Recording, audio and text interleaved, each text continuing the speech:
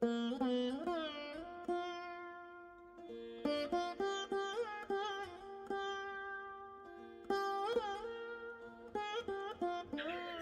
చూస్తున్నామండి, ఇది అర్ధనారీశ్వర స్వామి వారి యొక్క ఆలయం.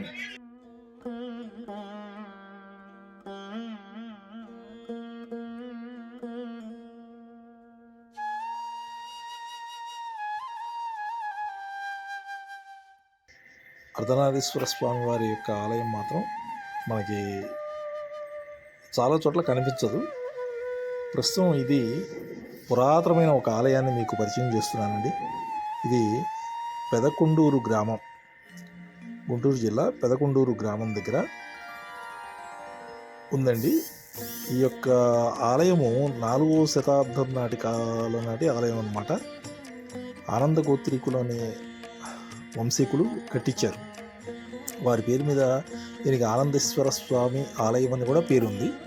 కానీ ఇక్కడ వెలసిన స్వామి, ఇక్కడ ఉన్న స్వామి అర్ధనారీశ్వర స్వామి వారి ఎంతో మహిమాన్వితమైన ఆలయం అండి. మీకు ఒక విషయం చెప్పాలనుకుంటున్నాను. ఏంటంటే, కుటుంబంలో అన్యోన్య దాంపత్యానికి మనం ముఖ్యంగా సేవించదగిన స్వామి అర్ధనారీశ్వరుడు, ఉమామహేశ్వరుడు.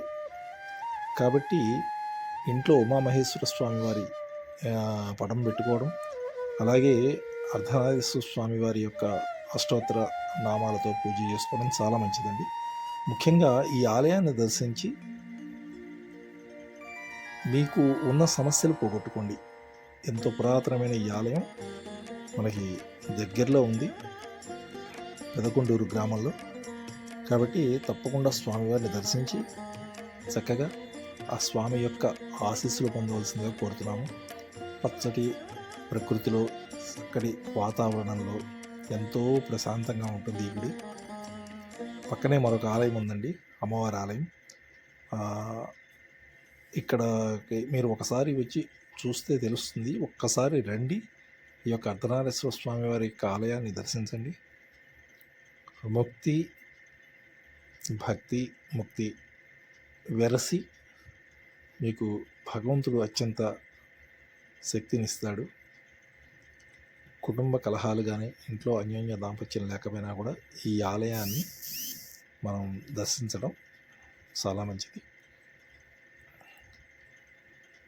ఈ దేవాలయానికి వెళ్ళాను కాబట్టి ఒకసారి మీ అందరికీ చూపిద్దామన్న ఉద్దేశంతో పెడుతున్నానండి.